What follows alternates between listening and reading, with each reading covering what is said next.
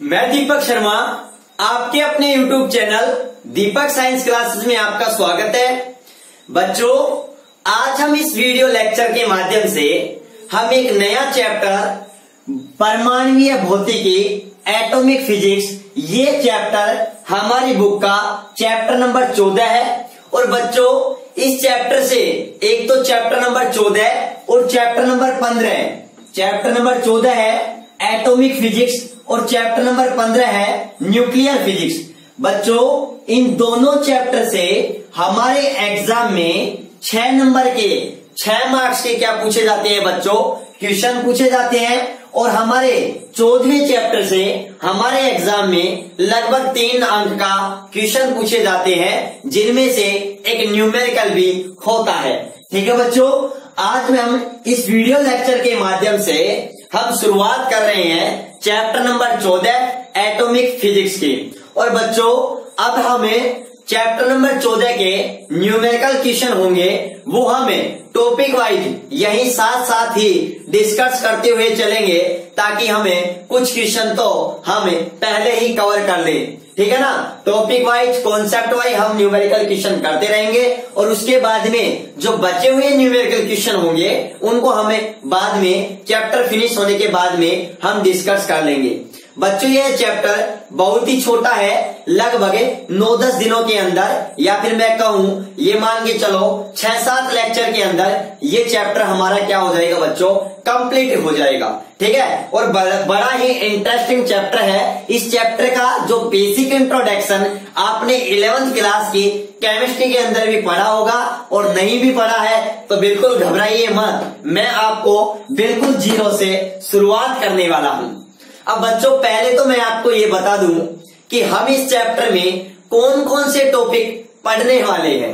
ठीक है। तो सबसे पहले हम जानेंगे जनरल इंट्रोडक्शन कि एटम क्या होता है। उसके बाद में हम बात करेंगे एटॉमिक मॉडल के बारे में। इस चैप्टर में शुरुआत होती है एटॉमिक मॉडल से, और हम एटॉमिक मॉडल में भी किस किस के मॉडल के बारे में जानेंगे। जे थॉमसन के परमाणु मॉडल के बारे में। उसके बाद में एक वैज्ञानिक आए थे रदरफोर्ड ने एक प्रयोग किया था बच्चों, अल्फा कण प्रकीर्णन प्रयोग। उस प्रयोग के बारे में जानेंगे, पढ़ेंगे। और इसी प्रयोग से बच्चों रदरफोर्ड ने नाभिक की खोज की थी। और बच्चों, नाभिक के बारे में हम इसके अगला जो चैप्टर होगा, चैप्टर नंबर 15 न्यूक्लियर फिजिक्स, उसमें हम डिटेल से बात करेंगे। ठीक है। उसके बाद में एक वैज्ञानिक आते हैं जिनका नाम है नील्स बोर। बच्चों, इस चैप्टर में सबसे इंपोर्टेंट अगर टॉपिक है तो वो टॉपिक है नील्स बोर का परमाणु मॉडल। और नील्स बोर का परमाणु मॉडल, और नील्स बोर ने अपने परमाणु मॉडल की सहायता से किसी भी कक्षा में यदि कोई इलेक्ट्रॉन गति कर रहा है तो इस इलेक्ट्रॉन की त्रिज्या क्या होगी, उस वर्ताकार पथ की त्रिज्या क्या होगी, उस इलेक्ट्रॉन का उस वर्ताकार कक्ष में वेग क्या होगा, इलेक्ट्रॉन की किसी कोश के अंदर टोटल एनर्जी क्या होगी, या फिर और मैं बात करूं इलेक्ट्रॉन की, या फिर मैं कहूं कक्षीय जिस कक्षा में गति कर रहा है उस कक्षा में इलेक्ट्रॉन की फ्रीक्वेंसी आवृत्ति क्या होगी। ये सभी चीजें हमें नील्स बोर के परमाणु मॉडल की सहायता से कैलकुलेट करेंगे। और फिर हमें हाइड्रोजन स्पेक्ट्रम के बारे में पढ़ेंगे। और फिर हम ये भी बात करेंगे कि नील्स बोर ने हाइड्रोजन स्पेक्ट्रम की व्याख्या कैसे की। फिर हम ये भी बात करेंगे कि नील्स बोर के परमाणु मॉडल की क्या कमियां थी। और बच्चों, नील्स बोर ने अपना एक स्टेटमेंट दिया था, स्टेटमेंट नंबर 2, ठीक है, जिसे बोर का क्वांटम प्रतिबंध भी कहते हैं, जिसके बारे में डी ब्रोगली ने सिद्ध किया था। ठीक है। उसके बारे में भी हम इस चैप्टर के लास्ट में पढ़ेंगे। और हमें इस चैप्टर में आयनन एनर्जी, हम इनके बारे में भी आयनाइजेशन पोटेंशियल यानी आयनन विभव और उत्तेजन विभव के बारे में भी हम इस चैप्टर में डिस्कस करने वाले हैं। तो ये सभी टॉपिक हम इस चैप्टर में डिस्कस करने वाले हैं। और बच्चों, एग्जाम की दृष्टि से नील्स बोर का परमाणु मॉडल और hydrogen spectrum very very important है। ठीक है बच्चों। और न्यूमेरिकल क्वेश्चन तो बहुत ही जबरदस्त इस चैप्टर के, मैं आपको लेक्चर के साथ साथ ही टॉपिक वाइज आपको न्यूमेरिकल अप्रोच करना सिखाऊंगा। ठीक है बच्चों। अब देखो, सबसे पहले मैं शुरुआत करता हूं, किससे शुरुआत करता हूं, परमाणु के बारे में। एटम क्या होता है तो बच्चों अगर मैं बात करूं एटम के बारे में या फिर मैं बात करूं परमाणु के बारे में, बच्चों परमाणु को अपन क्या बोलते हैं? एटम बोलते हैं। बच्चों परमाणु के बारे में सबसे पहले किसने बताया था? तो बच्चों परमाणु के बारे में सबसे पहले किसने बताया था? बच्चों एक भारतीय दार्शनिक हुए थे, एक भारतीय दार्शनिक जिनका नाम था बच्चों महर्षि कणाद। जिनका नाम क्या था? महर्षि कणाद या महर्षि कणाद। कोई दिक्कत नहीं है बच्चों, आप याद रखना परमाणु के बारे में सबसे पहले किसने बताया? भारतीय दार्शनिक महर्षि कणाद ने बताया। बच्चों क्या बताया? उन्होंने बताया कि कोई भी द्रव्य है, कोई भी क्या है बच्चों? द्रव्य है या कोई भी क्या है बच्चों? पदार्थ है। बच्चों मैं आपको बता दूं द्रव्य मतलब क्या होता है? पदार्थ होता है। बच्चों एक तो क्या होती है? द्रव और एक होता है द्रव्य। बच्चों इस द्रव्य का मतलब होता है मैटर, मतलब पदार्थ होता है या फिर मैं कहूं सबस्टेंस होता है। और बच्चों ये द्रव होती है, ये इस पदार्थ की क्या है बच्चों? एक अवस्था है। क्या है? अवस्था है। जिस प्रकार से पदार्थ के मुख्यतः 3 अवस्था के बारे में बात करते हैं, ठोस, द्रव और गैस के बारे में, उनमें ये द्रव तो इस पदार्थ की या इस द्रव्य की एक अवस्था है, जबकि द्रव्य किसे कहते हैं बच्चों? पदार्थ को ही कहते हैं। तो महर्षि कणाद ने क्या बताया कि जो प्रत्येक पदार्थ होता है वह बहुत ही बारीक सूक्ष्मतम कणों से मिलकर बना होता है, और जिन कणों को बच्चों हम आगे और विभाजित नहीं कर सकते, और बच्चों उस सूक्ष्मतम अविभाज्य कण को ही महर्षि कणाद ने क्या नाम दिया था बच्चों? उस सूक्ष्मतम अविभाज्य कण को ही महर्षि कणाद ने क्या नाम दिया था बच्चों? परमाणु नाम दिया था। क्या नाम दिया था बच्चों? परमाणु नाम दिया था। दोबारा से सुनना, अच्छी तरीके से समझना कि परमाणु क्या होता है। परमाणु के बारे में सबसे पहले किसने बताया?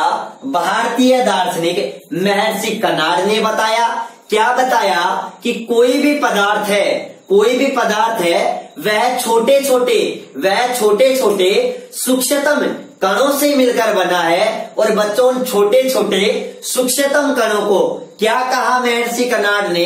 परमाणु कहा। क्या कहा? परमाणु कहा। और महर्षि कणाद ने साथ में ये भी बताया कि ये जो छोटे छोटे सूक्ष्मतम कण होते हैं बच्चों, ये क्या होते हैं? अविभाज्य होते हैं, नॉन डिविजिबल होते हैं, इन्हें विभाजित हम आगे नहीं कर सकते।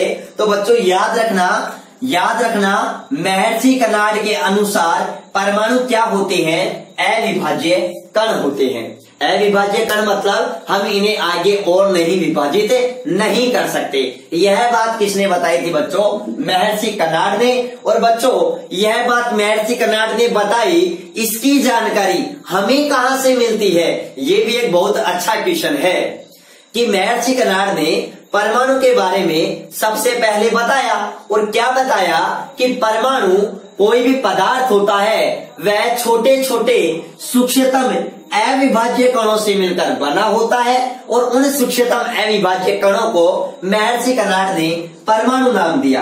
क्या नाम दिया बच्चों? परमाणु नाम दिया। और बच्चों इसकी जानकारी हमें कहां से मिलती है बच्चों? इसकी जानकारी हमें मिलती है, और वो कहां से मिलती है? इनके द्वारा एक रचित ग्रंथ है जिनका नाम है वैशेषिक ग्रंथ, ठीक है, या फिर मैं कहूं वैशेषिक दर्शन। इस ग्रंथ का क्या था बच्चों? नाम था। ठीक है, यह एक ग्रंथ है बच्चों। इस ग्रंथ के रचयिता कौन थे बच्चों? इस ग्रंथ के द्वारा रचयिता कौन थे? महर्षि कणाद थे। इसके हमें परमाणु एक सूक्ष्मतम अविभाज्य कण होता है, इसकी जानकारी बच्चों हमें कहां से मिलती है? महर्षि कणाद का एक ग्रंथ है, और उस ग्रंथ का नाम है बच्चों क्या है? वैशेषिक दर्शन नामक ग्रंथ है। इस ग्रंथ में हमें इस बात की जानकारी मिलती है कि परमाणु एक अविभाज्य क्या होता है? एक सूक्ष्मतम अविभाज्य क्या होता है? कण होता है। ठीक है, और बच्चों आपको मैं बता दूं, इसी ग्रंथ में हमें इस बात की भी जानकारी मिलती है कि पदार्थों में कौन से परिवर्तन होते हैं, रासायनिक परिवर्तन होते हैं, केमिकल चेंजेज होते हैं, इस बात की जानकारी भी हमें इसी ग्रंथ के अंदर मिलती है। ठीक है बच्चों, तो ये बात आप अच्छी तरीके से क्लियर करना कि हमें महर्षि कणाद ने सबसे पहले परमाणु के बारे में बताया था। अब देखो बच्चों, तो परमाणु जो शब्द होता है ना, परमाणु शब्द है वो एक ग्रीक भाषा के शब्द, कौन से शब्द है, ग्रीक शब्द है, या मैं कहूं ग्रीक भाषा के शब्द है। किससे बना है बच्चों, एटोमिया से, एटोमिया से। किससे बना है बच्चों, एटोमिया, एटोमिया। ठीक है बच्चों, इस एटोमिया का जो अर्थ होता है वह बच्चों क्या होता है, न काटे जाने वाला, न काटे जाने वाला, या जिसे काटा नहीं जा सकता हो, जिसे न काटे जाने वाला। मतलब मैं एक बात बताऊं, जिस प्रकार से हम हिंदी में बोलते हैं जो कभी मरता नहीं हो उसे अमर कहते हैं, उसी प्रकार जिसे हम न काट सकते, जिसे काटा नहीं जा सकता हो उसे बच्चों हम क्या कहते हैं, अविभाज्य कहते हैं। क्या कहते हैं बच्चों, अविभाज्य कहते हैं। बच्चों जो ग्रीक भाषा के अंदर जो नाम दिए जाते थे वो वर्तमान में आज लॉजिक बने हुए हैं। ठीक है ना, ये बात भी थोड़ा याद रखना। तो बच्चों महर्षि कणाद के अनुसार परमाणु क्या होता है, एक अविभाज्य कण होता है। तो सबसे पहले परमाणु के बारे में भारतीय दार्शनिक महर्षि कणाद ने बताया था। वैशेषिक दर्शन नामक ग्रंथ में इस बात की हमें जानकारी मिलती है। ठीक है बच्चों, उसके कुछ बाद लगभग 150 ईसा बाद उसके बाद में किसने बताया था, एक और भारतीय दार्शनिक थे, एक और भारतीय दार्शनिक आए, भारतीय दार्शनिक जिनका नाम क्या था बच्चों, पकुदा कात्यायान। क्या नाम था बच्चों, पकुदा कात्यायान। बच्चों ये सभी नॉलेज है, हमारे बोर्ड एग्जाम में यहाँ से कोई क्वेश्चन नहीं पूछा जाता है, लेकिन हमें केवल इतना ही नहीं करना कि बोर्ड एग्जाम में अच्छे नंबर प्राप्त करना ही हमारा उद्देश्य नहीं है। हमारा उद्देश्य ये भी है कि हम एक अच्छी क्वालिटी से फिजिक्स भी पढ़ें और हम आगे किसी भी कंपटीशन की अगर तैयारी करें तो हम किसी से भी पीछे ना रहें। ठीक है ना, हमारी फिजिक्स स्ट्रॉन्ग होनी चाहिए। तो बच्चों उसके बाद में महर्षि कणाद के बाद में एक और भारतीय दार्शनिक आए जिनका नाम क्या था, पकुदा कात्यायन था। इन्होंने क्या बताया, इन्होंने ये बताया कि जो परमाणु होते हैं, क्या होते हैं बच्चों, परमाणु होते हैं, ये संयुक्त अवस्था में पाए जाते हैं। किसमें पाए जाते हैं बच्चों, संयुक्त अवस्था में। परमाणु संयुक्त अवस्था में पाए जाते हैं। मतलब पकुदा कात्यायन ने बताया कि परमाणु स्वतंत्र नहीं होते हैं, ये संयुक्त अवस्था में पाए जाते हैं। इसी कारण ये बहुत सारे यौगिकों के रूप में पाए जाते हैं, इसी कारण बहुत सारे यौगिक बनते हैं। ठीक है ना, यह बात किसने बताई थी बच्चों, भारतीय दार्शनिक पकुदा कात्यायन ने बताई थी। ठीक है बच्चों, उसी के बाद में ये बात इन्होंने लगभग 450 ईसा पूर्व बताई थी। और महर्षि कणाद ने ये जानकारी लगभग कब बताई थी बच्चों, ये जानकारी लगभग बताई थी, काफी बुकों में आपको ये लिखा मिलता है 600 ईसा पूर्व, और काफी बुकों में आपको क्या मिलता है, 800 ईसा पूर्व। ठीक है ना बच्चों, तो हमें इस डेट पर नहीं जाना है, ठीक है ना, कि क्या डेट है, लेकिन बस ये टाइम पीरियड लगभग ये बताया जाता है। ठीक है ना, तो थोड़ा सा हम ये याद रखेंगे। उसके बाद में बच्चों दो और ग्रीक दार्शनिक आए, बच्चों वो 2 ग्रीक दार्शनिक और कौन कौन से थे, एक का नाम था बच्चों लियूसिपस। क्या नाम था, लियूसिपस। और दूसरे का नाम बच्चों क्या था, डेमोक्रिटस। ठीक है बच्चों, ये दोनों ग्रीक दार्शनिक भी वही बात को दोहराए जो बात किसने बताई, महर्षि कणाद ने बताई। महर्षि कणाद ने जो बात बताई कि कोई भी पदार्थ होता है वह उसका निर्माण छोटे छोटे सूक्ष्मतम कणों से होता है, और उन सूक्ष्मतम कणों को उन्होंने क्या नाम दिया, परमाणु नाम दिया, और कहा ये परमाणु क्या होते हैं बच्चों, अविभाज्य होते हैं। ठीक है बच्चों, अब देखो यहाँ पर एक बहुत अच्छी बात आती है हमारे सामने, और वो बात क्या आती है, ये बात आती है कि ये सभी बच्चों चाहे वो महर्षि कर्नाड हो, चाहे वो क्या हो पकुदा कात्यायन हो, चाहे वो ग्रीक दार्शनिक ल्यूसिपस और डेमोक्रिटस हो। बच्चों ये सभी विचार थे, इनका कोई ठोस प्रमाण नहीं था। ठीक है ना, इनका कोई ठोस प्रमाण नहीं था, ये एक विचार थे। आपने सुना होगा पहले के जमाने में, आपको मैं बात बताऊं, यहां पर देखो इनके लिए एक दार्शनिक शब्द का प्रयोग किया गया है। किस शब्द का? दार्शनिक शब्द का। और बच्चों दार्शनिक शब्द और वैज्ञानिक शब्द, इन दोनों शब्दों के अंदर बहुत डिफरेंस होता है। वैज्ञानिक जो होते हैं वो कोई भी सिद्धांत देते हैं, वो बाकायदा उसका एक्सपेरिमेंटल प्रूफ देते हैं, उसका प्रायोगिक सत्यापन भी देते हैं, या उसको समझाते हैं, एक्सप्लेनेशन करते हैं कि ये बात हुई है तो कैसे हुई है।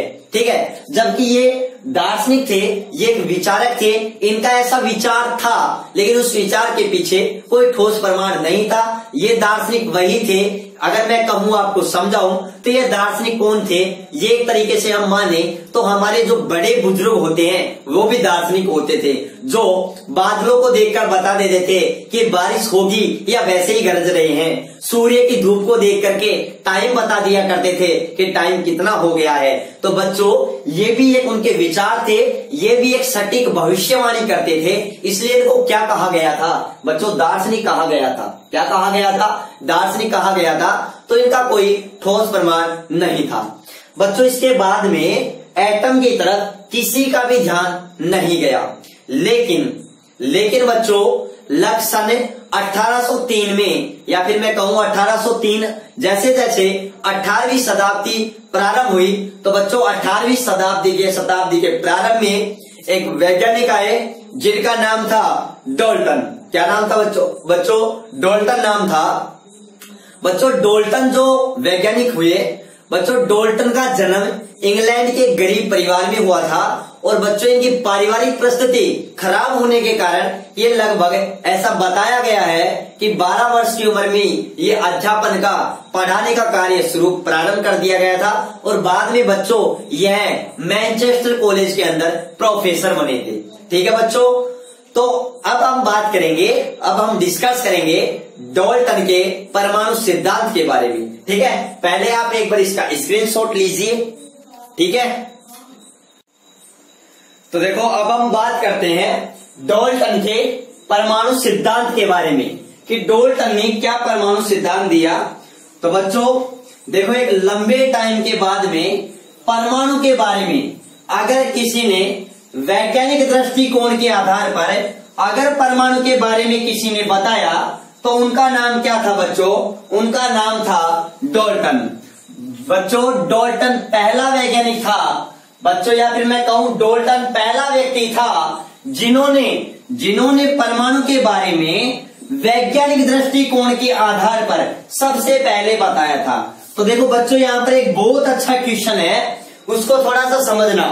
अगर आपसे क्वेश्चन पूछा जाए कि परमाणु के बारे में सबसे पहले किसने बताया, तो आपका आंसर होगा भारतीय दार्शनिक महर्षि कर्नाड ने। अगर आपसे पूछा जाए परमाणु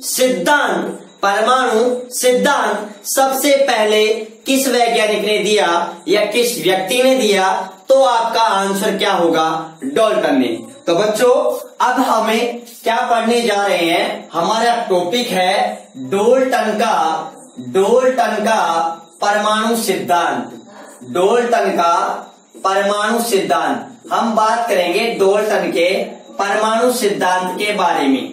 ठीक है बच्चों, देखो डाल्टन ने, अगर मैं बात करूं डाल्टन का जो परमाणु सिद्धांत था बच्चों, डाल्टन ने अपना परमाणु सिद्धांत का क्या आधार बनाया, थोड़ी ये भी बात समझना। डाल्टन ने जो अपना परमाणु सिद्धांत दिया वो बच्चों किस आधार पर दिया, किस बेस पर दिया?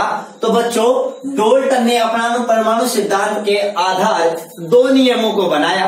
किसको बनाया? 2 नियमों का। वो 2 नियम बच्चों कौन कौन से हैं? पहला नियम था बच्चों द्रव्यमान संरक्षण का नियम। क्या नियम था बच्चों? द्रव्यमान संरक्षण का नियम। ठीक है बच्चों, यह द्रव्यमान संरक्षण का नियम था। यह किसने दिया था बच्चों? यह नियम किसने दिया था? लेवोसिये ने। किसने दिया था? लेवोसिए ने। और कब दिया था बच्चों? यह नियम दिया था 1779 में दिया था। कब दिया था? 1779 में दिया था। और बच्चों लेवोसिए होता है, लेवोसिए, इसे रसायन विज्ञान का पिता भी कहा जाता है या रसायन विज्ञान का जनक भी कहा जाता है। ठीक है, तो ये हमें छोटी छोटी बातें बहुत बेसिक से हम एटम को स्टार्ट कर रहे हैं और जान रहे हैं एटम क्या है। ठीक है, अब देखो दूसरा नियम क्या था बच्चों? स्थिर या मैं कहूं निश्चित अनुपात का नियम। स्थिर या निश्चित अनुपात का नियम बच्चों, यह नियम है वह किसने दिया था? यह नियम दिया था जोसेफ लुइस प्राउस्ट ने। किसने दिया था बच्चों? जोसेफ लुइस प्राउस्ट ने दिया था। और यह नियम कब दिया था बच्चों? 1799 में दिया था। तो बच्चों थोड़ा ये याद रखना कि हमारे कंपटीशन एग्जाम में ऐसा पूछ सकते हैं, ये बातें आपकी बुकों में नहीं मिलेंगी। ठीक है ना, कि डाल्टन ने जो अपना परमाणु सिद्धांत दिया था वह किस नियमों के आधार पर दिया था? तो एक तो नियम था द्रव्यमान संरक्षण का नियम, दूसरा नियम क्या था? स्थिर या निश्चित अनुपात का नियम। बच्चों डाल्टन का जो परमाणु सिद्धांत थे, डाल्टन का परमाणु सिद्धांत की कुछ मुख्य बातें हैं वो मैं आपसे अब डिस्कस कर रहा हूं कि जॉन डाल्टन के परमाणु सिद्धांत की मुख्य बातें क्या हैं। तो मैं यहां लिख रहा हूं डाल्टन के परमाणु सिद्धांत के मुख्य बिंदु निम्न है।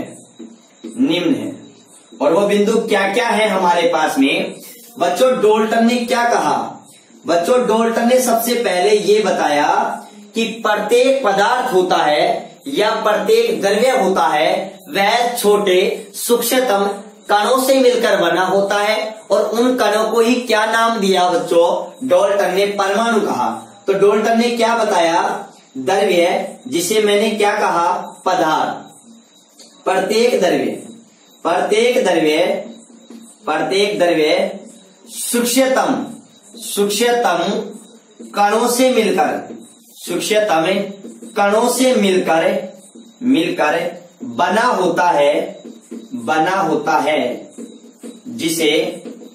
जिसे परमाणु कहते हैं। क्या कहते हैं? परमाणु कहते हैं। ठीक है बच्चों, तो जॉन डाल्टन ने बच्चों वही बातें बताई जो बातें महर्षि कर्नाड ने बताई। ठीक है, यही बात महर्षि कर्नाड ने बताई थी। प्रत्येक द्रव्य होता है वह सूक्ष्मतम कणों से मिलकर बना होता है और उस सूक्ष्मतम कण को ही क्या नाम दिया? एटम नाम दिया। और बच्चों वही बात महर्षि कर्नाड की बात ही जॉन डाल्टन ने पुनः दोहराई कि परमाणु क्या होता है बच्चों?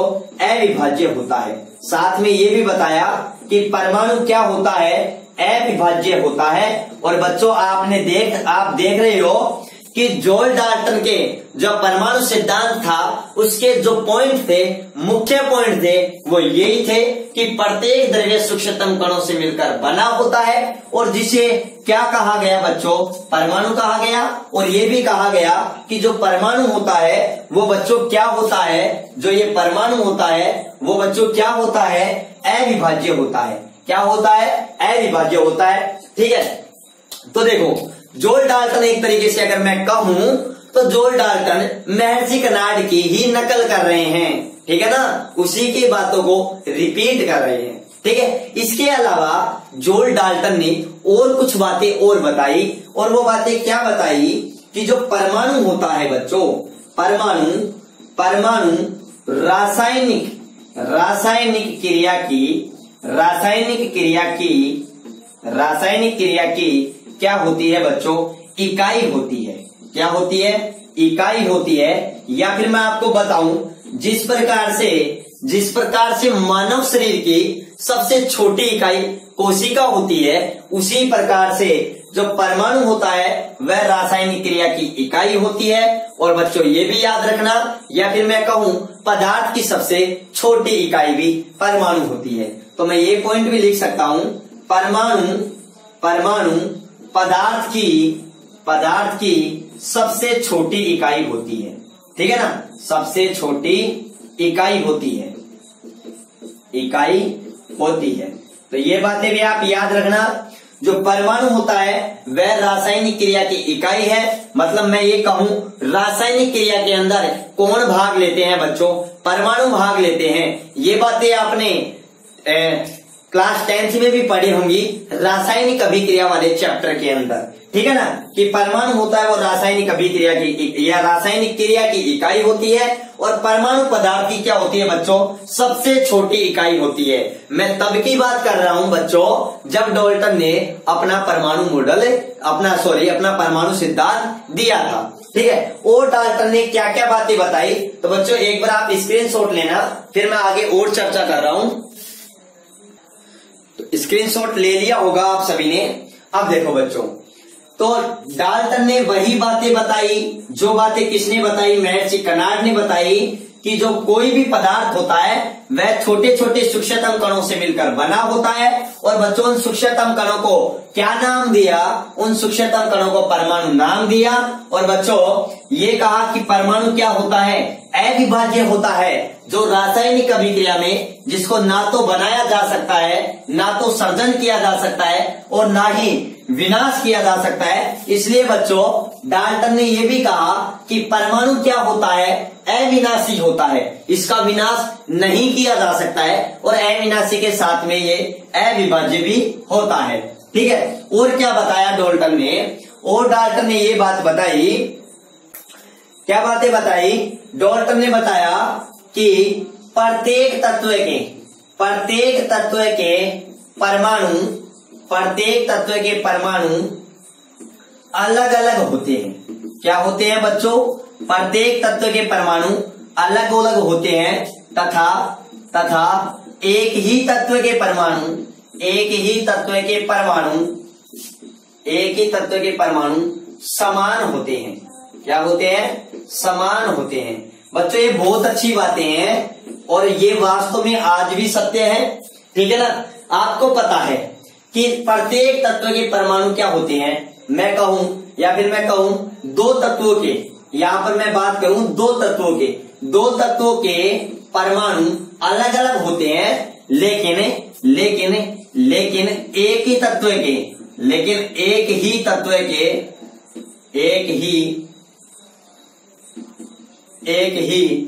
के परमाणु क्या होते हैं? समान होते हैं। देखो कैसे होते हैं? जैसे मैं आपके पास में एक तो N2 लूं, एक तो नाइट्रोजन का परमाणु लूं और एक ऑक्सीजन का परमाणु लूं। आपको पता है जो केमिकल गुण ऑक्सीजन के परमाणु के होंगे, क्या वे नाइट्रोजन के परमाणु के होंगे? नहीं होंगे, क्योंकि अगर दोनों तत्वों के परमाणु के गुण ही एक हैं तो फिर नाइट्रोजन और ऑक्सीजन में अंतर क्या रह गया, ठीक है ना। तो नाइट्रोजन परमाणु है तो इसके जो नाइट्रोजन तत्व है, इस नाइट्रोजन तत्व के परमाणु है वो ऑक्सीजन परमाणु से अलग है, ऑक्सीजन तत्व के परमाणु है वो नाइट्रोजन परमाणु से या नाइट्रोजन के परमाणु से क्या है बच्चों? अलग अलग है, ठीक है। दूसरी बात, एक ही तत्व के परमाणु क्या होते हैं? समान। जैसे मैं कहूं ये ऑक्सीजन है, अगर आप ऑक्सीजन पर तत्व है तो इस ऑक्सीजन के तत्व के, या फिर मैं बात करूं ये मेरे पास में ऑक्सीजन गैस है, ठीक है, ये ऑक्सीजन का परमाणु है, इन दोनों में अंतर है बच्चों। ये ऑक्सीजन का अणु है, इसे ही सिंपल तौर पर अपन ऑक्सीजन बोलते हैं। ये ऑक्सीजन है ना बच्चों, ऑक्सीजन का जो परमाणु है वो ऑक्सीजन तत्व के रूप में स्वतंत्र न रह करके O2 के रूप में स्थायी रहता है, ठीक है ना। ये बात थोड़े याद रखना, ये थोड़ी बेसिक चीजें हैं जो छोटी क्लासों में आपने पढ़ी होंगी। तो ऑक्सीजन O2 के रूप में ज्यादा स्थायी होता है और O2 बच्चों ये क्या है? ऑक्सीजन का अणु है। तो मैं आपको बात बताऊं, ऑक्सीजन तत्व है, ये ऑक्सीजन तत्व है, या फिर मैं इसी को ही क्या कह सकता हूं? ऑक्सीजन का परमाणु भी कह सकता हूं। तो बच्चों ये याद रखना, या तो इसको मैं ऑक्सीजन तत्व बोल दूं या मैं इसको ऑक्सीजन का क्या बोल दूं? परमाणु बोल दूं, ठीक है। अब मैं कह रहा हूं ऑक्सीजन तत्व के परमाणु, अगर ऑक्सीजन तत्व के परमाणु की बात करूं तो ऑक्सीजन तत्व के बहुत सारे परमाणु होते हैं बच्चों के, सभी के भौतिक और रासायनिक गुणधर्म क्या होंगे? समान होंगे। इसलिए एक ही तत्व के परमाणु क्या होते हैं? समान होते हैं। इसलिए बच्चों मैं ये भी कह सकता हूं अलग अलग तत्वों के परमाणु अलग अलग होते हैं, इसलिए अलग अलग तत्वों के जो भौतिक और रासायनिक गुण होते हैं वो अलग अलग होते हैं, और एक ही तत्व के परमाणु समान होते हैं, इसलिए एक ही तत्व के जो परमाणु के केमिकल गुण होते हैं, रासायनिक गुण होते हैं, वो बच्चों क्या होते हैं, समान होते हैं। ये बातें आप याद रखना, ठीक है ना। चाहे आप ऑक्सीजन दिल्ली से लेके आओ, चाहे आप ऑक्सीजन लद्दाख से लेके आओ, ऑक्सीजन तो वही ऑक्सीजन रहेगी, ठीक है ना, उसके केमिकल गुण वही रहेंगे, उसमें कोई परिवर्तन आने वाला नहीं है, ठीक है ना। तो ये सभी बातें मैं आपसे चर्चा कर रहा हूं, तो वही बात यही मैं इसी पॉइंट को मैं ऐसे भी लिख सकता हूं कि अलग अलग तत्वों के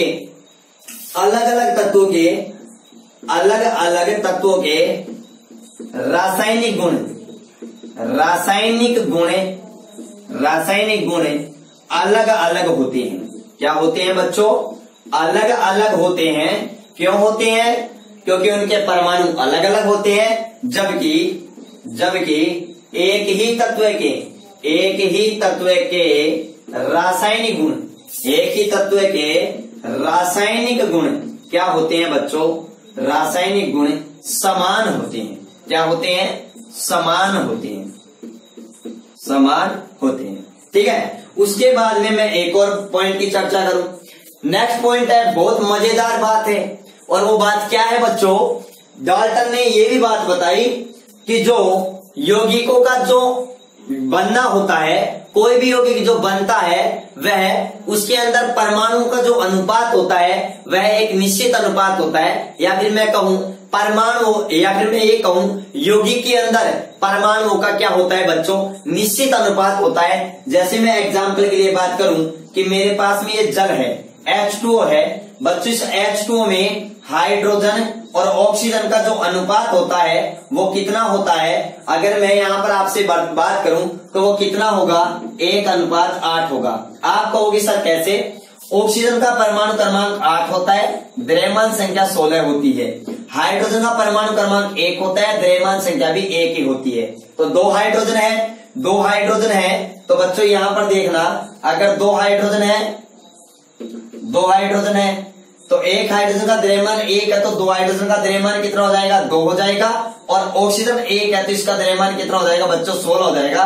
तो 2:16 को मैं 1:8 लिख सकता हूं। तो बच्चों याद रखना कि जो जल होता है उसके अंदर हाइड्रोजन और ऑक्सीजन का अनुपात कितना होता है, 1:8 होता है। चाहे आप उसे किसी भी स्थान से प्राप्त करो, चाहे लद्दाख से प्राप्त करो, चाहे लंदन से प्राप्त करो, चाहे आप किसी बोरिंग से निकालो, किसी तालाब से लेके आओ, चाहे आप किसी भी नल से लेके आओ, जल रहेगा उसका सूत्र H2O ही रहेगा, उसमें हाइड्रोजन ऑक्सीजन का अनुपात बच्चों 1:8 ही रहेगा, ठीक है। ये बातें क्लियर। तो बच्चों ये बातें किसकी थी, किसने बताया, डाल्टन ने बताया। डाल्टन का यह परमाणु सिद्धांत था। तो बच्चों याद रखने वाली बात बस केवल एक ही है, यहाँ पर अपने सिलेबस के अकॉर्डिंग आप इतनी सी बात याद रख लेना कि सबसे पहले परमाणु सिद्धांत किसने दिया, डाल्टन ने। सबसे पहले परमाणु के बारे में किसने बताया, तो बच्चों आप किसके बारे में बात बताओगे, महर्षि कर्नाड के बारे में। और डाल्टन के ये परमाणु सिद्धांत के ये कुछ बिंदु थे, हमारे एग्जाम में ये नहीं पूछे जाएंगे, लेकिन नॉलेज के लिए हमें यह सब जरूरी है, ठीक है। अब बच्चों अब हमारे सिलेबस का पहला टॉपिक लेते हैं। वो टॉपिक बच्चों देखो कौन सा है, परमाणु मॉडल, ठीक है। अब पहले समझना ये बातें हो गई, उसके बाद में आपको पता है बहुत सारे वैज्ञानिक कैथोड किरणों पर प्रयोग कर रहे थे, विसर्जन नलिका में प्रयोग कर रहे थे। और प्रयोग के दौरान बच्चों एक बात क्या निकल के आई, 1897 में एक वैज्ञानिक थे जिनका नाम था जे थॉमसन। जिनका नाम क्या था बच्चों, जे थॉमसन। चाहे ये थॉमसन हो, चाहे वो क्या लिखे टॉमसन हो, बच्चों ये एक ही व्यक्ति है, एक ही वैज्ञानिक है, कोई दिक्कत नहीं है, ये चलता है। थोड़ा इंग्लिश नेम है, हमारे तो बहुत सिंपल नेम होते हैं जिसमें कोई डाउट नहीं होता है किसी के, ठीक है ना। तो थॉमसन चलता है, ठीक है ना, कोई दिक्कत नहीं है। तो जे थॉमसन ने किसकी खोज कर दी बच्चों, इलेक्ट्रॉन की खोज कर दी। किसकी खोज कर दी बच्चों, इलेक्ट्रॉन की खोज कर दी। और वो इलेक्ट्रॉन की खोज बच्चों किससे की बच्चों, कैथोड किरणों से। किससे की बच्चों, कैथोड किरणों से इलेक्ट्रॉनों की क्या की, खोज की। और जब जे थॉमसन ने इलेक्ट्रॉन की खोज की तो इलेक्ट्रॉन की खोज करने के बाद में यह बात साबित हो गई, यह सिद्ध हो गया कि परमाणु एक अविभाज्य कण नहीं है बल्कि परमाणु एक विभाज्य कण है। मतलब हम परमाणु को विभाजित कर सकते हैं। उसके अंदर भी हमें एक कण मिल गया जिसका नाम क्या है बच्चों, इलेक्ट्रॉन है। और बच्चों ये इलेक्ट्रॉन जो नाम है ना, ये इलेक्ट्रॉन नाम एक स्टोनी नामक वैज्ञानिक ने रखा था। किसने रखा था? स्टोनी नामक वैज्ञानिक ने रखा था। इसलिए बच्चों मैं आपको बताऊं, जो डाल्टन था, डाल्टन के परमाणु सिद्धांत की सबसे बड़ी कमी यही थी कि उसने महर्षि कनाड की कॉपी की थी, उसने नकल की थी, महर्षि कनाड की बातों की नकल की थी। और आपको पता है नकल करने वाला ज्यादा देर टिकने वाला नहीं होता है, ठीक है ना। कितने एक दिन वो नकल करेगा, एक दिन तो सबके सामने आने वाली है ही, ठीक है। तो क्या बातें बताई थी उन्होंने भी यही बात बोल दी कि परमाणु अविभाज्य होता है, ठीक है। जबकि जे थॉमसन ने 1897 में इलेक्ट्रॉन की खोज कैथोड किरणों से करके यह साबित कर दिया कि परमाणु अविभाज्य नहीं है, ठीक है। तो जब जे थॉमसन ने इलेक्ट्रॉन की खोज कर दी तो जे थॉमसन से बहुत सारे क्वेश्चन पूछे गए। तो बता जे थॉमसन, परमाणु के अंदर इलेक्ट्रॉन रहते कहाँ हैं? सभी लोग, सभी वैज्ञानिक यह जानने के लिए बहुत जिज्ञासु थे कि ये इलेक्ट्रॉन है ना, ये इलेक्ट्रॉन परमाणु के अंदर रहता कहाँ है, ठीक है। इस बात को जानने के लिए बहुत ज्यादा वो एक्सपेरिमेंट कर रहे थे, यह जानने के लिए बहुत कोशिश कर रहे थे।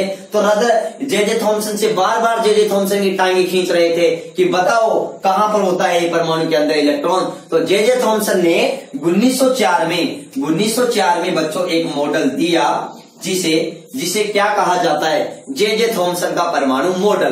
तो बच्चों परमाणु मॉडल क्यों आया, परमाणु मॉडल की जरूरत क्यों पड़ी? बच्चों परमाणु मॉडल की जरूरत इसलिए पड़ी कि हमें यह जानना था, वैज्ञानिकों को यह जानना था कि परमाणु के अंदर ये इलेक्ट्रॉन होते कहाँ हैं, ये परमाणु के अंदर इलेक्ट्रॉन होते कहाँ हैं। इलेक्ट्रॉन तो बाद में नाम रखा गया था, पहले इसे क्या नाम दिया गया था बच्चों, ऋणावेशित कण। कि परमाणु के अंदर ये ऋणावेशित कण कहाँ होते हैं, कैसे होते हैं, इनकी क्या व्यवस्था होती है, ये सब जानकारी करने के लिए, ये सब जानकारी पता करने के लिए बहुत सारे वैज्ञानिक आए और उन्होंने अपने क्या दिए, मॉडल दिए, जिन्हें क्या कहा जाता है, परमाणु मॉडल कहा जाता है। तो अब हम सबसे पहले बात करेंगे जे थॉमसन के परमाणु मॉडल के बारे में। तो पहले आप इसका स्क्रीनशॉट लीजिए। तो बच्चों अब हम बात करते हैं किसके बारे में, परमाणु के थॉमसन मॉडल के बारे में, ठीक है। तो चलते हैं, स्टार्ट करते हैं। तो जे थॉमसन ने इलेक्ट्रॉन की खोज कर दी। खोज करने के बाद में इन्होंने ये भी बताया कि परमाणु के अंदर इलेक्ट्रॉन कैसे रहते हैं, उनका वितरण कैसे होता है, और कुछ और भी बातें बताई, वो हम अब जानने की कोशिश करते हैं, ठीक है। और उन सभी बातों को मिला करके इन्होंने एक मॉडल दिया, और बच्चों जिसे क्या कहते हैं, थॉमसन का परमाणु मॉडल। तो बच्चों यहां पर एक सबसे अच्छा क्वेश्चन सबसे पहले ये आता है कि परमाणु के बारे में सबसे पहले किसने बताया, महर्षि कनाड ने। परमाणु सिद्धांत सबसे पहले किसने दिया, डाल्टन ने, जॉन डाल्टन ने। और सबसे पहले परमाणु मॉडल किसने दिया, तो बच्चों किसने दिया था, थॉमसन ने। किसने दिया था, थॉमसन ने। चाहे आप थॉमसन बोलो और चाहे आप थॉमसन बोलो, ठीक है ना, एक ही बात है। तो थॉमसन का परमाणु मॉडल, थॉमसन का परमाणु मॉडल। तो बच्चों थॉमसन ने क्या बताया, बहुत अच्छी बातें हैं। थॉमसन ने क्या बताया कि जो परमाणु होता है, जो एक परमाणु होता है बच्चों, वह परमाणु 10 की पावर है, वह परमाणु 10 की पावर -10 मीटर का। देखो यहां पर उन्होंने परमाणु का साइज भी बताया कि परमाणु 10 की पावर -10 मीटर का, 10 मीटर का धनावेशित ठोस गोला होता है, धनावेशित ठोस गोला होता है। या फिर मैं कहूं परमाणु 10 की पावर -10 मीटर का धनावेशित गोला होता है, ठीक है। और उन्होंने क्या बताया, इस गोले में इलेक्ट्रॉन एक समान रूप से, इलेक्ट्रॉन या फिर मैं कहूं धनावेश एक समान रूप से क्या होता है बच्चों, वितरित होता है। देखो जैसे आपको मैं दिखाऊं यहां पर, जैसे देखना ये जो रेड कलर है ना, रेड कलर, ये आपको क्या दिखा रहा है? Positive charge. और ये पॉजिटिव चार्ज ये कह रहा है, जे थॉमसन ये कह रहे हैं कि जो परमाणु है उसके अंदर जो धनावेशित भाग होता है, धनावेश और ऋणावेश एक समान रूप से क्या होते हैं? वितरित होते हैं। ठीक है ना? देखो यहां देखना एक बार, ये तो ये आप जो रेड कलर आपको दिख रहा है वो हमारे पास में क्या हो गया बच्चों? ये रेड कलर तो हो गया हमारे पास में धनावेश। क्या हो गया? धनावेश। इसको मैं कह रहा हूं धनावेश। ठीक है ना? रेड कलर को धनावेश, पॉजिटिव चार्ज, धनावेश। ठीक है? तो जे थॉमसन ने क्या बताया? तो जे थॉमसन ने बच्चों क्या बताया? देखो इसको मैं लिखता हूं। क्या बताया कि थॉमसन के अनुसार परमाणु, थॉमसन के अनुसार परमाणु 10 की पावर माइनस 10 मीटर। बच्चों 10 की पावर माइनस 10 मीटर को अपन क्या कहते हैं? एक एंगस्ट्रॉम भी कहते हैं। बच्चों परमाणु का आकार के बारे में भी सबसे पहले किसने बताया था? थॉमसन ने बताया था। और कहा कि परमाणु होता है वह 10 की पावर माइनस 10 मीटर का एक धनावेशित ठोस गोला होता है। तो थॉमसन के अनुसार परमाणु 10 की पावर माइनस 10 मीटर का एक धनावेशित ठोस गोला होता है। ठोस गोला होता है, धनावेशित ठोस गोला होता है, जिसमें बच्चों मजेदार बात है, जिसमें परमाणु का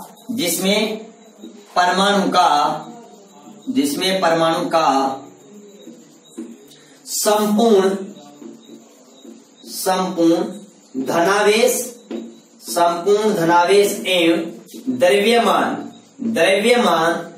एक समान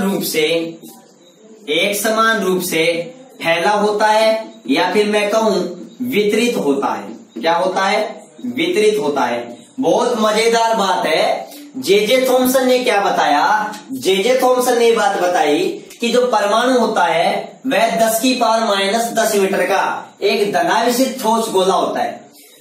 थॉमसन के अनुसार परमाणु एक धनावेशित ठोस गोला है जिसका आकार 10 की पावर माइनस 10 मीटर है। और थॉमसन ने यह भी बताया कि जो परमाणु का संपूर्ण धनावेश, बच्चों बहुत मजेदार बात है, संपूर्ण धनावेश और संपूर्ण द्रव्यमान, संपूर्ण धनावेश एवं संपूर्ण द्रव्यमान एक समान रूप से क्या है? वितरित है, या फिर मैं कहूं एक समान रूप से फैला हुआ है। देखो ये जो आपको दिख रहा है 10 की पावर माइनस 10 मीटर का एक धनावेशित गोला है।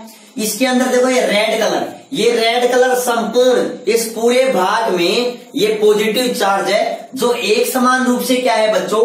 फैला हुआ है। एक समान रूप से क्या है? फैला हुआ है। ये कौन? Positive charge. ठीक है बच्चों? उसके बाद में क्या बताया जे थॉमसन ने ये बताया कि इस परमाणु के अंदर, इस धनावेशित ठोस गोले के अंदर इलेक्ट्रॉन उसी प्रकार से धसे हैं जिस प्रकार से बच्चों तरबूज में बीज धसे होते हैं। तरबूज में क्या धसे होते हैं? बीज धसे होते हैं। उसी प्रकार से बच्चों परमाणु के अंदर क्या धसे होते हैं? इलेक्ट्रॉन धसे होते हैं। तो मैंने आपको जो ग्रीन कलर के अंदर जो आपको नेगेटिव चार्ज दिखाया है वो बच्चों हमारे पास में क्या है? इलेक्ट्रॉन है। क्या है बच्चों? इलेक्ट्रॉन है।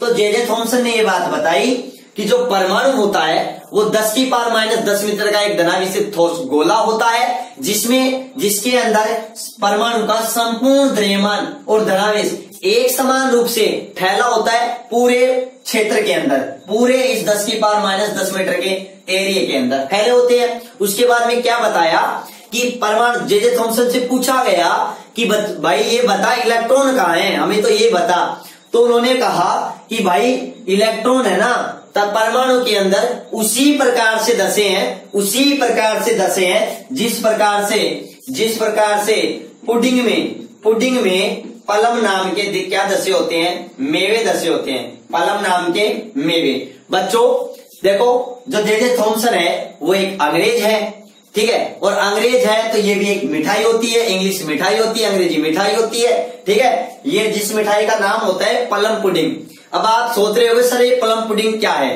कोई दिक्कत नहीं है, घबराने वाली कोई बात नहीं है, हम आपको जल्दी खिलाएंगे प्लम पुडिंग। फिर भी आप अपने घर पर जो गाजर पाक का हलवा बनाते हैं ना अपन, तो देखो जो पूरा गाजर पाक जो बनाते हैं उसके अंदर जो मेवे लगाते हैं वो तो बच्चों क्या है, पलम होते हैं मेवे, ठीक है ना। और जो पूरा भाग होता है, पूरा हलवा होता है, वो क्या होता है, पुडिंग होता है। तो आप ये करना, एक गोल थाली लेना और उसके अंदर आप हलवे को जमा देना और उसमें बीच बीच में आप काजू बादाम मेवे लगा देना। वो क्या कहलाएंगे, इलेक्ट्रॉन कहलाएंगे, और वही प्लम पुडिंग मिठाई बन जाएगी। आप खा लेना बस उसको, ठीक है ना। अब देखो उसके बाद में, अब आप तो ये समझे नहीं, अगर आप इसी से भी नहीं समझे तो भैया अपने देसी हैं और देसी एग्जाम्पल उठाते हैं। और वो देसी एग्जाम्पल क्या है, वो देसी एग्जाम्पल ये है कि परमाणु के अंदर इलेक्ट्रॉन उसी प्रकार से धसे होते हैं जिस प्रकार से तरबूज में बीज धसे होते हैं। तरबूज में क्या धसे होते हैं, बीज धसे होते हैं। बच्चों आपने तरबूज खूब खाए होंगे, अभी मौसम जा चुका है, ठीक है ना। खूब आपने H2O की पूर्ति की है गर्मियों के दिनों में, ठीक है ना। तो आपने जब तरबूज पे देखा होगा जो रेड कलर का भाग है वो तो क्या है, धनाभिषित है, और जो उसके अंदर बीज धसे होते हैं वो क्या है, इलेक्ट्रॉन है। तो जे थॉमसन के परमाणु मॉडल की तुलना हम एक तो प्लम पुडिंग मिठाई से कर सकते हैं और एक हम तरबूज से कर सकते हैं, या फिर मैं कहूं अरे लड्डू बूंदी से भी कर सकते हैं। आपने देखा होगा, आपने जो लड्डू खाए होंगे और उस लड्डू के अंदर जो पूरा जो गोल होता है वो लड्डू, वो तो क्या है, एक धनाभिषित गोला होता है, परमाणु होता है, और उसके अंदर काली मिर्च धसी होती है। वो काली मिर्च उसी प्रकार से धसी होती है जिस प्रकार से परमाणु के अंदर इलेक्ट्रॉन धसे होते हैं। ये बात किसने बताई, ये बात मैं बता रहा हूं आपको, थॉमसन नहीं बता रहा, ठीक है ना। मैंने आपको तुलना करके बता दी, किससे, लड्डू से, ठीक है ना, लड्डू बूंदी से, ठीक है। वैसे आजकल मोचे बंद हो गए, नहीं आप खूब खाने को मिलते, ठीक है। अब देखो और क्या है, तो ये बातें थॉमसन ने बताई। ये थॉमसन ने क्या बताया, थॉमसन के अनुसार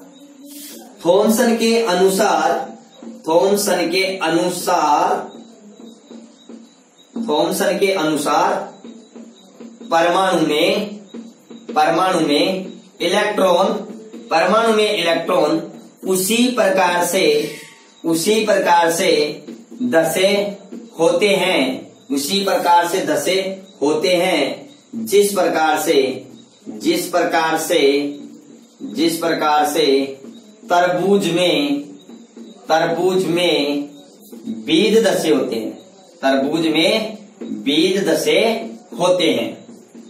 में बीज धसे होते हैं। या फिर मैं कहूं पुडिंग में पलम धसे होते हैं। क्या धसे होते हैं, पलम धसे होते हैं, या पलम नाम के मेवे धसे होते हैं, ठीक है बच्चों। तो ये बात आप अच्छी तरीके से याद रखना। इसलिए इस मॉडल को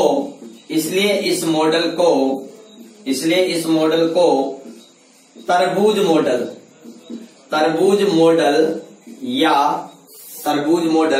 या प्लम पुडिंग मॉडल भी कहा जाता है, ठीक है बच्चों।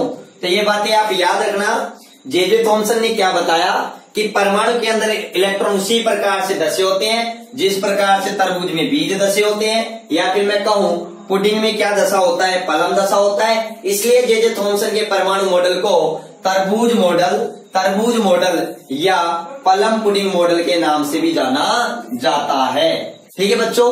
तो ये बात आपकी यहां तक क्लियर। अब देखो बच्चों, थॉमसन ने एक बहुत ही मजेदार बात और बताई, और वो मजेदार बात क्या बताई, वो मजेदार ये बात बताई कि जो परमाणु होता है ना, परमाणु या मैं कहूं परमाणु विद्युत उदासीन होता है। ये जे थॉमसन ने सबसे पहले बताया। जे थॉमसन ही पहले वैज्ञानिक थे जिन्होंने सबसे पहले बताया था कि परमाणु होता है वह विद्युत का उदासीन होता है। विद्युत का उदासीन का मतलब परमाणु के अंदर जितना ऋणावेश होता है उतना ही परमाणु के अंदर धनावेश होता है। मतलब परमाणु के अंदर ये धनावेश की मात्रा इलेक्ट्रॉन पर उपस्थित कुल आवेश के बराबर होती है। तो धनावेश और ऋणावेश जब बराबर होंगे तो हमारे पास जो प्रकृति आएगी वो कैसे आएगी, न्यूट्रल, उदासीन होगी। तो यह बात भी बच्चों याद रखना कि थॉमसन के अनुसार परमाणु क्या होता है, परमाणु विद्युत उदासीन होता है। यह बात भी सबसे पहले किसने बताई थी बच्चों, जे थॉमसन ने ही बताई थी। ठीक है, तो ये बात याद रखना। उसके बाद में बच्चों सबसे इंपोर्टेंट पॉइंट हमारे पास में निकल के आता है कि जे थॉमसन ने अपने परमाणु मॉडल की सहायता से किसकी व्याख्या कर दी थी। तो याद रखना थॉमसन का परमाणु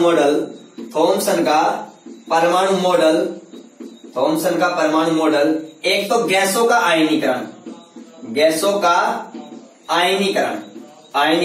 तो बच्चों ये भी याद रखना कि गैसों का आयनीकरण कब होता है, गैसों से आयन कैसे बनते हैं, इसकी व्याख्या भी थॉमसन का परमाणु मॉडल करता है। और किसकी व्याख्या करता है बच्चों, तापायनिक उत्सर्जन की भी, जिसके बारे में हमने किसके अंदर पढ़ा था बच्चों, हमने प्रकाश विद्युत प्रभाव में पढ़ा था तापायनिक उत्सर्जन के बारे में। बच्चों जे थॉमसन बताते हैं कि जब किसी धातु को गर्म करते हैं तो उससे इलेक्ट्रॉनों का उत्सर्जन होता है। ठीक है ना, तो इलेक्ट्रॉन का उत्सर्जन होता है। इस घटना को हमने क्या कहा था, तापायनिक उत्सर्जन कहा था। तो जे थॉमसन का परमाणु मॉडल एक तो किसकी व्याख्या करता है बच्चों, गैसों के आयनीकरण की व्याख्या करता है, एक तापायनिक उत्सर्जन की भी व्याख्या कर देता है, और बच्चों प्रकाश विद्युत प्रभाव की भी क्या करता है, व्याख्या करता है। प्रकाश विद्युत प्रभाव की व्याख्या करने में सफल रहा।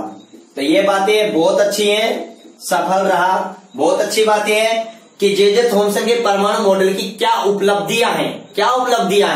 तो उन्होंने गैसों के आयनीकरण की व्याख्या की, तापायनिक उत्सर्जन की, प्रकाश विद्युत प्रभाव की उन्होंने क्या की बच्चों, व्याख्या की। ठीक है, अब जे थॉमसन के परमाणु मॉडल की क्या कमियां हैं, उन कमियों के बारे में हम आपसे बात कर रहा हूं। ठीक है, तो पहले आप इसका स्क्रीनशॉट लीजिए। तो स्क्रीनशॉट सभी ने ले लिया होगा।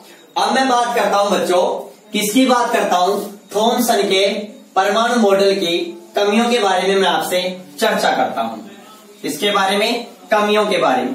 तो अपना पॉइंट है थॉमसन के परमाणु मॉडल की कमियां। देखो थॉमसन के परमाणु मॉडल की क्या कमियां हैं, देखो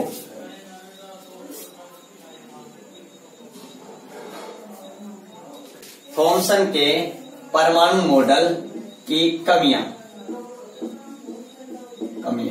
देखो बच्चों थॉमसन के परमाणु मॉडल की क्या कमियां हैं। थॉमसन के परमाणु मॉडल की पहली कमी ये थी कि थॉमसन का परमाणु मॉडल हाइड्रोजन स्पेक्ट्रम की व्याख्या नहीं कर सका। बच्चों ये एक बहुत बड़ी समस्या थी कि हाइड्रोजन स्पेक्ट्रम की व्याख्या नहीं कर सका। और मैं आपको बता दूं नील्स बोर का परमाणु मॉडल हाइड्रोजन स्पेक्ट्रम की व्याख्या करता है। ठीक है, तो ये डिस्कस हम नील्स बोर के परमाणु मॉडल में बात करेंगे। देखो क्यों व्याख्या नहीं कर सका। जे थॉमसन क्या कहता है कि हाइड्रोजन परमाणु होता है, उसके अंदर एक इलेक्ट्रॉन होता है। कितना इलेक्ट्रॉन होता है, एक इलेक्ट्रॉन। यदि हम उसे बाहर से कोई एनर्जी देते हैं या गर्म करते हैं तो बच्चों वो एक इलेक्ट्रॉन होता है, तो एक इलेक्ट्रॉन एक्साइटेड उत्तेजित अवस्था में जाता है। तो बच्चों कुल मिलाकर के बात ये है कि हाइड्रोजन परमाणु में एक इलेक्ट्रॉन होता है। तो थॉमसन ने कहा कि एक इलेक्ट्रॉन होता है तो हाइड्रोजन परमाणु के अंदर जो रेखाएं आती हैं वो एक आनी चाहिए। कितनी आनी चाहिए, एक आनी चाहिए। जबकि वास्तविकता में यह है कि हाइड्रोजन परमाणु में बहुत सारी रेखाएं होती हैं जिनके बारे में हम आगे पढ़ेंगे। ठीक है ना, तो इसलिए हाइड्रोजन स्पेक्ट्रम की व्याख्या नहीं कर सका। ठीक है ना। दूसरी बात, जे थॉमसन के परमाणु मॉडल को सबसे बड़ा चोट, सबसे बड़ी आघात, सबसे बड़ी चोट तो तब लगी जब रदरफोर्ड ने अपना प्रयोग किया। एक प्रयोग किया था जिसका नाम था एल्फा कण प्रकीर्णन प्रयोग। और बच्चों एल्फा कण प्रकीर्णन प्रयोग से ही रदरफोर्ड ने नाभिक की खोज की थी। किसकी खोज की थी, नाभिक की खोज की थी। तो सबसे इंपोर्टेंट बात यह भी है, क्या है कि रदरफोर्ड के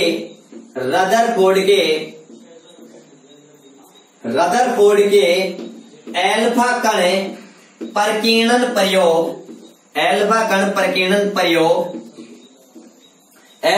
प्रकीर्णन प्रयोग की व्याख्या या फिर मैं कहूं पुष्टि नहीं कर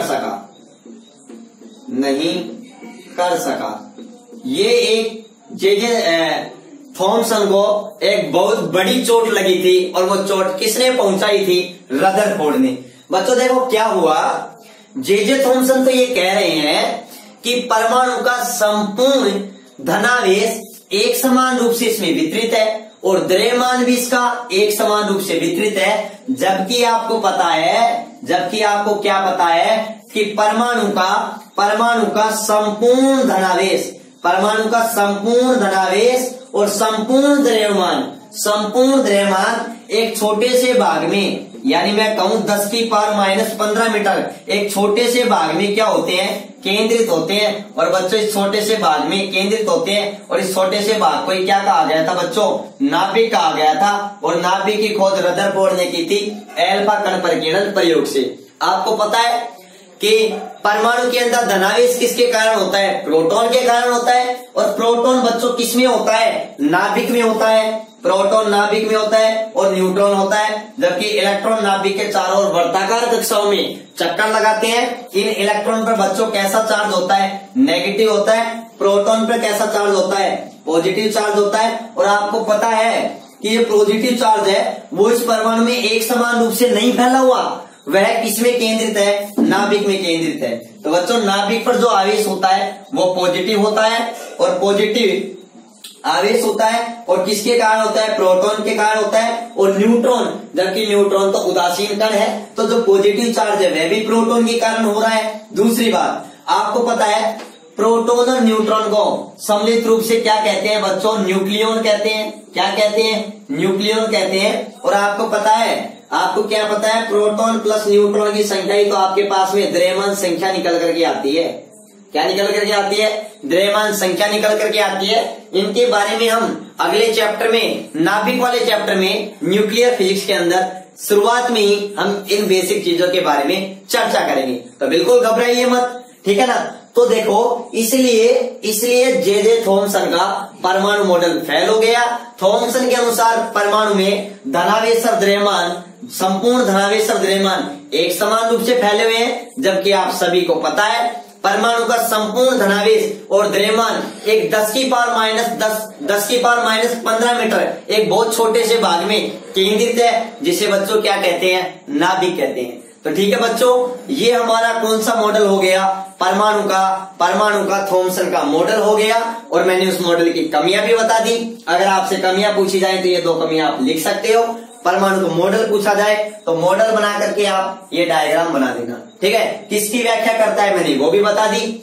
अब बच्चों अगर वीडियो पसंद आए तो ज्यादा से ज्यादा लाइक करें, शेयर करें, कमेंट करना बिल्कुल ना भूलें, ठीक है। हम इससे अगले वाले वीडियो लेक्चर में रदरफोर्ड के परमाणु मॉडल के बारे में बात करेंगे और उस प्रयोग के बारे में भी हम चर्चा करेंगे, ठीक है बच्चों। तो ज्यादा से ज्यादा वीडियो को लाइक कीजिए, शेयर कीजिए, चैनल को सब्सक्राइब कीजिए, अपने सभी मित्रों के पास में शेयर कीजिए। इस चैप्टर के नोट्स में आपको लास्ट में पीडीएफ के रूप में अवेलेबल करवा दूंगा। वैसे मैं कुछ बातें जो इम्पोर्टेंट पॉइंट है वो मैं आपको बिल्कुल बोर्ड पर लिखता हुआ चल रहा हूं। चाहो तो आप यहां से भी कुछ कॉपी कर सकते हो, इतने थोड़ा बहुत तैयार कर सकते हो। इसके न्यूमेरिकल मैं आपको तुरंत करवाते हुए आगे बढ़ूंगा, ठीक है बच्चों। धन्यवाद।